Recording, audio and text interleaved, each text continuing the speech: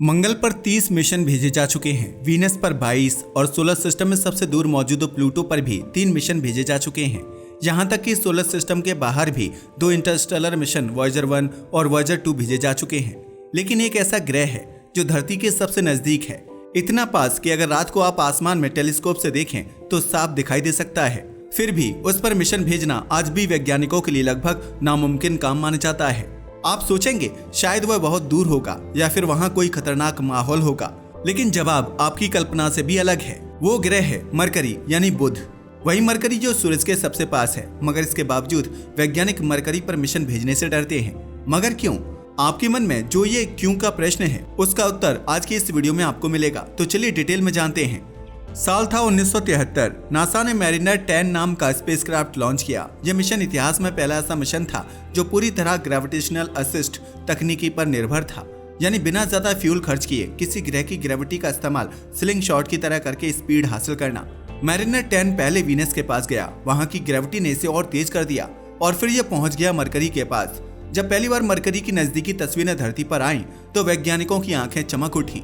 गड्ढों से भरी सतह, कहीं गहरी खाई, कहीं ऊंचे ऊंचे पहाड़, ऐसा लग रहा था जैसे यह ग्रह एक छोटा चांद हो। लेकिन समस्या यहीं से शुरू हुई। मरकरी के पास पहुंचते ही मैरिनर 10 के सामने वो मुश्किलें आईं जिन्होंने इसे हमेशा के लिए फेल मिशन की लिस्ट में डाल दिया। सबसे बड़ी दिक्कत थी फ्यूल की कमी और सूरज की खतरनाक ग्रेविटी।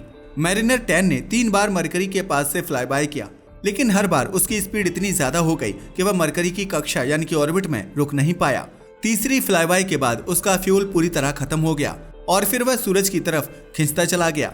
वैज्ञानिकों ने लाखों डॉलर और सालों की मेहनत खर्च की थी, लेकिन मिशन वहीं खत्म हो गया था क्योंकि इससे संपर्क टूट चुका था।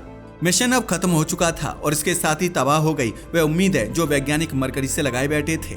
मगर अब सवाल ये उठता है कि आखिर ऐसा हुआ क्यों? क्या ये बनाया ही गलत गया था या वैज्ञानिक लॉन्च में कोई चूक कर बैठे थे? वेल, अगर बात की जाए इस प्रोब की तो इसकी असफलता के पीछे डिजाइन फ्लो नहीं बल्कि फ्यूल की कमी और अत्यधिक ग्रेविटी का असर रिस्पॉन्सिबल था।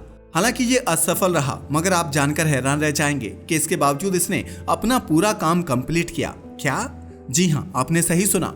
क्योंकि अगर मिशन की बात की जाए तो इसका काम मरकरी और वीनस के फोटो को धरती तक भेजना था, जो इसने अच्छे से किया। हालांकि इसके बावजूद इस मिशन को अनसक्सेसफुल कहा जाता है। ऐसा इसलिए क्योंकि आज तक जितने भी प्रोब्स को प्लैनेट के फोटोज खींचने के लिए डिजाइन किया गया है, उनमें से मोस्टली ने 5000 से भी ज्यादा फोटो खींचे हैं, मगर इस प्रोब ने केवल 2700 फोटो खींचे थे। बल्कि इनमें वीनस के भी कुछ फोटो इंक्लूड थे। लेकिन इसमें इसकी भी कोई गलती नहीं थी, क्योंकि जैसे ही ये मरकरी के पास पहुंचा, इस प्रोब ने ऐसी समस्याएं फेस करना शुरू कर दिया जो आज तक किसी भी प्लैनेट के पास जाने वाले किसी भी प्रोब ने फेस नहीं की थी। यही वजह थी कि ये अपनी प्रॉब्लम्स को सॉल्व कर पाता इससे पहले इसका फ्यूल भी खत्म हो गया, जिसकी वजह से इसकी ग्रेविटेशनल डिफ्लेक्शन हो गई और ये मरकरी की ऑर्बिट से बाहर निकल गया। मगर सवाल ये है, आखिर मरकरी में ऐसा क्या है जो हर प्रोब को इतनी मुश्किलों का सामना करना पड़ता है?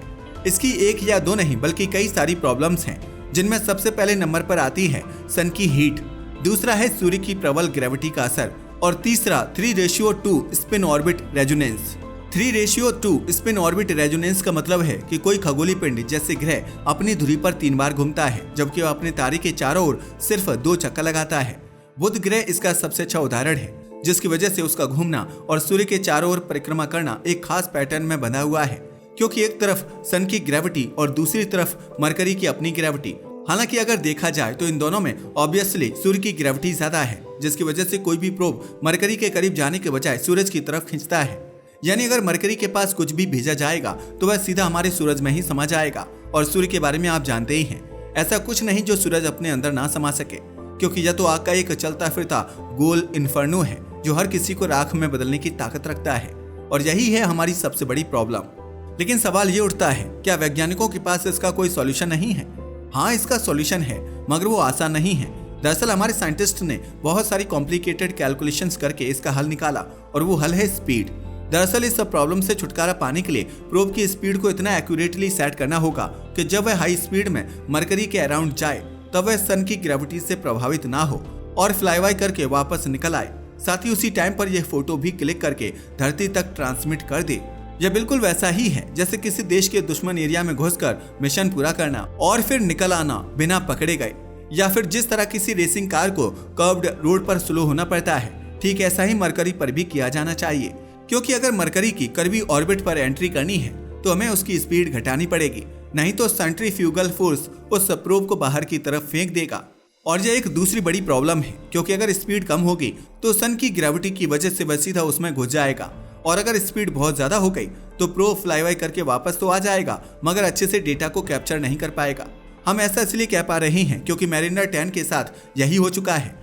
दरअसल जब वह लास्ट फ्लाईबाई कर रहा था तब सन से आने वाली इंटेंस रेडिएशन की वजह से प्रोब का रास्ता डिफ्लेक्ट हो गया और वह मरकरी के ग्रेविटेशनल इन्फ्लुएंस में आ गया। मरकरी का ग्रेविटेशनल इन्फ्लुएंस बढ़ता गया और वह सीधा जाकर सन की आउटर लेयर से टकरा गया। मगर सवाल यह है कि जब मरकरी पर इतनी प्रॉब्लम्स हैं तो फिर मरकरी को स्टडी करना ही क्यों है? और जब एक बार इतनी सारी प्रॉब्लम्स सामने आ चुकी थी तो 2018 में एक बार फिर मरकरी पर मिशन को लॉन्च क्यों किया गया? दरअसल मरकरी को जानना बेहद जरूरी है, पर क्यों वो भी जानेंगे। अगर पहले मरकरी की बात करें तो यह एक ऐसा प्लैनेट है जिसमें दिन में 2 बार सूरज निकल सकता है, और आप जानकर हैरान रह जाएंगे कि मरकरी का एक दिन धरती के 2 साल के बराबर होता है। ऐसा इसलिए क्योंकि मरकरी का एक दिन धरती के 176 दिन के बराबर होता है। अब आपको समझ में आ गया होगा कि मरकरी कितना स्लोली घूम रहा है। मरकरी का एक साल धरती के 88 दिन जितना होता है, और इससे ये भी समझ आता है कि वह कितनी तेजी से सूरज के चारों ओर चक्कर लगाता है। यानी मरकरी के 2 साल इक्वल टू धरती के 176 दिन इक्वल टू मरकरी का एक पूरा दिन। इन तीनों स्टेटमेंट्स को सुनने के बाद आपको थोड़ा कंफ्यूजन हो रही होगी, तो चलिए इसे भी क्लियर करते हैं। दरअसल मरकरी का एक पूरा दिन उसके 2 सालों के बराबर होता है। यह एक ऐसा प्लैनेट है जिस पर एक पूरा दिन यानी दिन रात का चक्र 2 साल के बराबर होता है। मतलब एक तरफ साल भर दिन रहता है और दूसरी तरफ साल भर रात। ये वाकई इंटरेस्टिंग है। मगर ऐसा क्यों होता है, यह समझने के लिए आपको आइंस्टाइन की जनरल थ्योरी ऑफ रिलेटिविटी को समझना होगा। अगर इसे मून के उदाहरण से समझे तो आपको जल्दी समझ में आ जाएगा। जैसा कि आप जानते हैं, हमारा मून टाइडली लॉक्ड है। ऐसा इसलिए क्योंकि धरती की ग्रेविटी का इन्फ्लुएंस चांद पर इतना ज्यादा है कि वह उसे किसी भी डायरेक्शन में घूमने नहीं देता। मरकरी के केस में भी कुछ ऐसा ही है। असल में मरकरी पर सूरज का ग्रेविटेशनल इन्फ्लुएंस इतना ज्यादा है कि वह उसके रोटेशन को लगभग रोक देता है। इसी वजह से मरकरी की रोटेशनल स्पीड काफी कम है। मगर अब सवाल यह उठता है, जब इसकी रोटेशनल स्पीड इतनी कम है तो फिर रिवॉल्यूशन यानी सूर्य का चक्कर लगाना इतना तेज क्यों है? यह तो हमारे सौरमंडल के बनते समय ही डिसाइड हो गया था। करीब 4.5 बिलियन साल पहले जब गैस और डस्ट के क्लाउड से हमारे सोलर सिस्टम का निर्माण हुआ, तब जो मैटर सूर्य के पास था तो वह ज्यादा स्पीड में मूव करने लगा, और जो मैटर दूर था उसकी स्पीड धीमी रह गई। यानी जो प्लैनेट सूरज के पास हैं उनकी रिवॉल्यूशन स्पीड ज्यादा है और जो दूर है उनकी कम। इसी वजह से मरकरी का एक दिन उसके 2 साल के बराबर होता है। मरकरी की यही खासियत आइंस्टाइन की जनरल रिलेटिविटी थ्योरी को टेस्ट करने का बेस्ट जरिया बन चुकी है। लेकिन अभी तक हमने इस थ्योरी को सिर्फ 50% तक ही टेस्ट किया है। बाकी के बचे 50% को टेस्ट करने के लिए वैज्ञानिकों ने एक मिशन लॉन्च किया है जिसका नाम है बेपी कोलंबो। अगर बेपी कोलंबो की बात की जाए तो यह मिशन मरकरी के एटमॉस्फेयर एक्सोस्फीयर में मौजूद केमिकल कंपोजिशन, जियोफिजिक्स और इवोल्यूशन को स्टडी करने के लिए लॉन्च किया गया है। इसके लिए इसमें बहुत सारे इंस्ट्रूमेंट्स फिट किए गए हैं। इन्हीं में से एक है इटालियन स्प्रिंग एक्सेलेरोमीटर 2 यानी ISA-2। अगर ISA की बात करें तो यह एक ऐसा इंस्ट्रूमेंट है जो एक्सट्रीम हाई ग्रेविटेशनल फील्ड में स्पेस टाइम कर्वेचर को डिटेक्ट करने की क्षमता रखता है। यानी इसके जरिए हम जनरल रिलेटिविटी थ्योरी को और ज्यादा एक्यूरेसी से टेस्ट कर सकते हैं। साथ ही इससे यह भी पता लगाया जा सकता है कि आखिर मरकरी की मैग्नेटिक फील्ड इतनी वीक क्यों है। दरअसल यह जानना इसलिए जरूरी है क्योंकि मरकरी के वॉल्यूम का 85% हिस्सा आयरन कोर है, जबकि धरती में यह प्रतिशत केवल 20% है। फिर भी धरती की मैग्नेटिक फील्ड मरकरी से कई गुना ज्यादा स्ट्रॉन्ग है, और यही वो सवाल है जिसने वैज्ञानिकों को उलझा कर रखा है।